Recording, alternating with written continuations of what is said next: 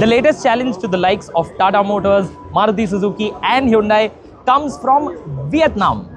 Behind me is one of two electric SUVs that we will see in India this year from Vinfast.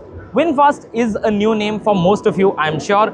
This company comes from Vietnam and is owned by the richest person living in the country, Pham Nhat Vuong, who is also the chairperson of Vin Group, the largest conglomerate in Vietnam. But I think that's a general knowledge lesson for another time. For now, let's take a look at the first SUV that will be coming to India from Vinfast. But before we get started, make sure you subscribe to Car and Bike and hit that bell icon so you're notified every time we come out with a new video from Auto Expo 2025. Now, let's meet the VF6. So the VF6 measures in at 4.3 meters in length and it has a wheelbase of over 2,700 millimeters. It looks rather smart. Vinfast tells us that its design is inspired by the world of aviation, and as you can see at the front, it has this wing-like LED daytime running light which spans the width of the face and actually adds some visual character to this SUV. You've got the headlight units mounted lower down in the bumper. This one is riding on 18-inch wheels. We don't have a features list as yet, but what you can see is that this SUV does have 360-degree cameras and it also has level 2 advanced driver assistance systems. This vehicle is locked, so we can't take you inside, but if you'll come here, I'll try and give you a peek through the window. The interior is rather simple.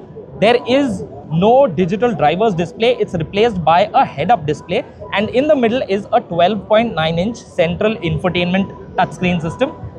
This is a 5-seat model, and if you'll come over to the back, you will see that the tail light once again mimics the design of the LED DRL that we saw at the front. Once again, a wing-like structure. Now to quickly talk about the powertrain, this one has a 60 kilowatt-hour battery pack and it is available with a single motor option. Power outputs range from 174 horsepower to 201 horsepower, and the range of the VF6 is between 380 to 400 kilometers.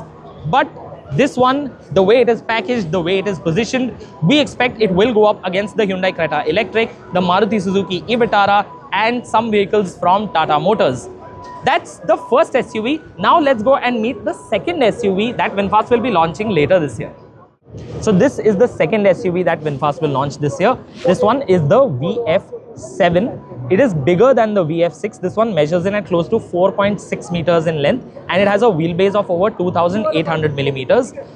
It also has a larger battery pack. So this one has a 75 kilowatt-hour battery and the range for the VF7 is close to 500 kilometers on the WLTP cycle. Interestingly, the VF7 is also the one available with 2 motor configurations, so you can have it with a single motor or a dual motor option.